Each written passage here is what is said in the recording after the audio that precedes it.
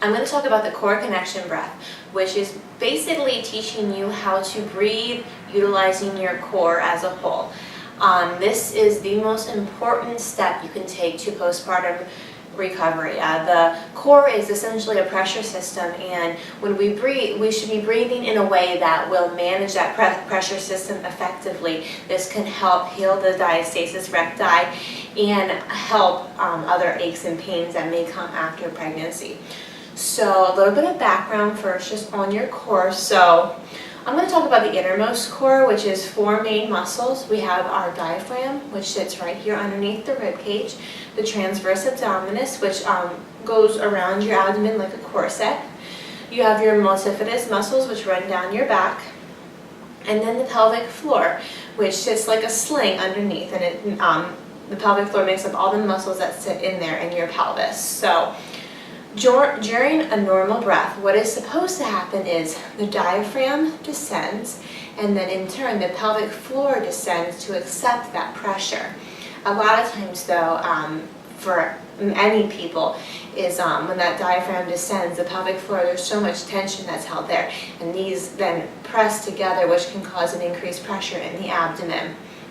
So what we're going to work on today is focusing on that we're going to breathe so that the diaphragm will descend and the pelvic floor will accept on inhale, and then in exhale the pelvic floor comes up first and then the diaphragm also comes up. So this is not belly breathing, although it may look a little bit like this. This is literally using the entire core. So a cue that works for a lot of people is imagine your rib cage like an umbrella. Put your hands right here. So on inhale,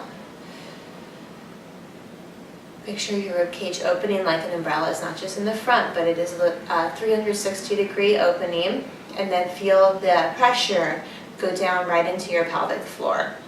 And then on exhale, the pelvic floor will come up, my transverse abdominis will come back together, and my diaphragm will go back up. So this is a little more complicated, especially if it's not a way you've been used to breathing, which a lot of us aren't. I find that everybody's different, but a lot of people are able to breathe this way better in a side lying position. So we'll try that first, and then we can also go over to our backs. So go ahead and get into a side lying position. And what I'm going to do is, you can watch my belly. I'm going to inhale. I'm going to keep my hands here in my rib cage so I can feel it expanding, but I'm inhaling. And exhale.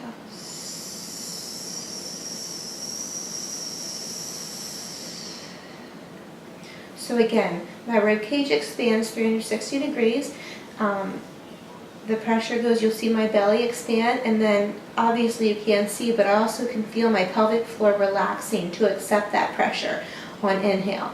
And then on exhale, the pelvic floor comes up first, and it's not a contraction, it's just more like 20 to 30% effort, but it comes up. I bring my belly button in and up, not just in, I'm not sucking it in, I'm bringing it in and up, and then I can feel my diaphragm go back up too. So I'm just going to do a few more and watch my stomach.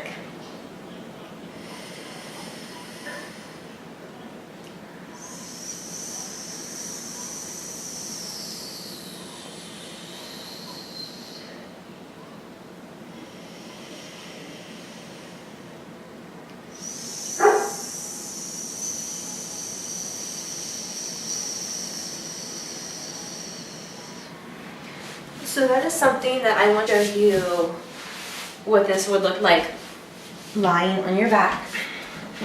So I'm lying on my back, knees bent, my spine is neutral. And again, if you just want to watch my belly, I keep my hands up here again, but my rib cage expands on inhale, pressure moves into my pelvic floor, that relaxes, and then on exhale my pelvic floor will come back up. Belly button in and up, and then the diaphragm goes back up. You have probably heard me making this or the sh sound. I find that this is also effective just to really make that connection. So here we go.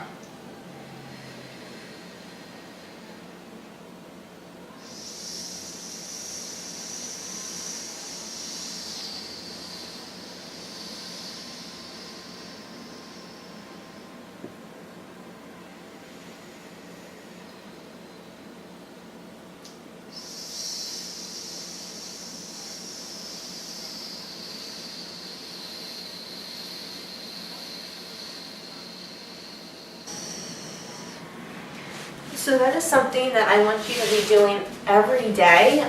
Some other cues that have been really helpful for me with the pelvic floor part is I'm not just contracting the vagina and the urethra, the entire pelvic floor should be lifting. So you can imagine slurping a milkshake with your vagina and anus. Some people say picking up a jelly bean. These are odd cues, but I find that they are effective for a lot of people, for them to imagine that happening. But yes, we want you to be doing this every day. Try to do it 10 times in the morning, 10 times at night. Just taking time to really focus on that breathing.